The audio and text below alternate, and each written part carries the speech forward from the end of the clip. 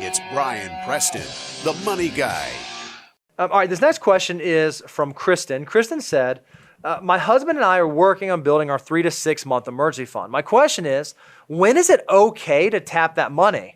Would a down payment on a home be an acceptable reason? I feel like I get this a lot, Brian, and I see it on both sides. I see folks that build up their emergency fund and they use it for everything, like this, everything. And then I see those folks that build up an emergency fund and it sits there and they never, ever, ever, ever, ever, ever, ever, ever touch it. It just sits there and sits there and sits there. What's the best way to think about it? How should an emergency fund realistically be used? Well, I mean, I want it to be something you're not, it doesn't need to be part of your clearing account that's on a monthly basis. You're like, oops, I know we're saving. The guys tell us to save 20, 25% of our income. We're doing it. But yet somehow we keep pulling every month out of that savings account or that investment account. You're not really saving 20, 25% if you're using it as just a clearing account to go between. It does need to be something that's kind of behind glass. Just like you walk into a building, they don't put the fire alarms hanging out for every 5-year-old to walk by and just grab. Usually there's some type of protective thing there to make it a little harder to get a hold of. That's why we always have the visual of break glass, only used in case of emergency. But I do want to give people the understanding that I'm realistic, that life happens, and sometimes, especially when you're in that messy middle, we've created all kind of rules so that we're not hypocrites with you guys. Because I would be horrible if I told you, hey, you can only buy a house if you put down 20%, when I know I didn't do that on my first house. I did that on my second and my third house, meaning I upgraded. I don't own 3 homes. but every time we stepped up to a newer house, there was more obligation. But initially, I just had to get on the home equity train. I only put down 3% on my first house.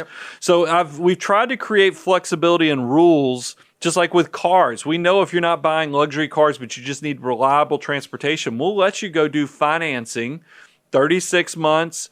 It can't be more. You got to put down 20% down payment. 23.8 is 20% down payment. Don't finance for more than 3 years, and it can't exceed 8% of your gross income. The payments over the year, or look at it monthly if you base your income off of that.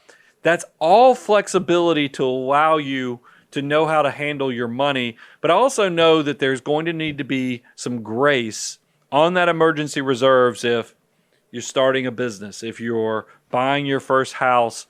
There's going to be things that come along that you're like, man, I hate to do it. We're going to have to break that glass, but to get into this first house, we might have to get into this, but I want it to haunt you. I want you, if you have to touch those emergency reserves, you're sitting there, and every month that you're not putting the money back into those emergency reserves, you're going, oh, we've just got this obligation that's sitting out there, and it's not an obligation to a bank; it's an obligation to yourself.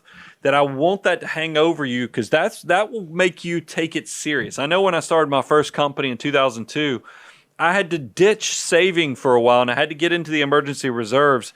It pained me. It was one of those things that stressed me. But I think that fear and that stress is also what's sharpening the blade, so you're making really good decisions to hopefully know the weight of all these heavy things so that you'll get on track as fast as possible, so you're not kicking the can 10 years down the road and you go, oh, I guess I'll start saving again. Oh, I guess I'll build the emergency reserves. No, you need to be pained by this so you get back on track as soon as possible. I think a lot of people are amazed to learn that, like, when you're working through the financial order of operations, it's not just a steady ascent, right? Sometimes you go up and then you have to come back down, and then you go up again, you come back down. What you want to make sure you're doing, just like you said, Brian, you're always working towards higher ground. So if you do have that step down, you get back to the step you were on, you start working towards the next step. That's not uncommon. I mean, most of us, even if you're going to follow 23.8, you have an emergency fund. You probably don't have 20% for a down payment on a car if you get in a car accident and all of a sudden your car is totaled and you got to come up with 20%. That's probably going to have to come out of the emergency fund. That's okay. Yeah. For a house, now that's not something that like sneaks up on you where you say, oh, I'm going to buy a house today. So I think that is one you can plan for. But you got to do what you got to do to get your family and yourself where you need to be able to do the thing long term. I think it's okay to give yourself grace on that. The one closing point is that we give you flexibility for that messy middle, because I know life, we have a chart that we've used in several shows where it shows all of your life commitments. If you think about your retirement savings, you think about the kids, you think about the desire to buy a house and all these other things, they're really compressing every dollar that you make while you're in your 20s and 30s. And then it's just so unfair, because when you're in your 40s and 50s in your peak earning years, all the obligations start falling off. Right. So, but you're like, man, maybe I can kick the can down the road and I'll just wait until. The problem is, all those dollars in your 20s and 30s are your most valuable dollars when it comes to compounding growth.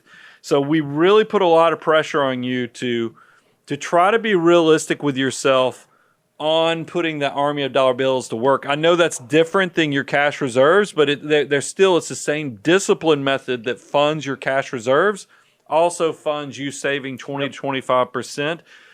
Understand the value of time and that compounding growth so that you can keep yourself honest.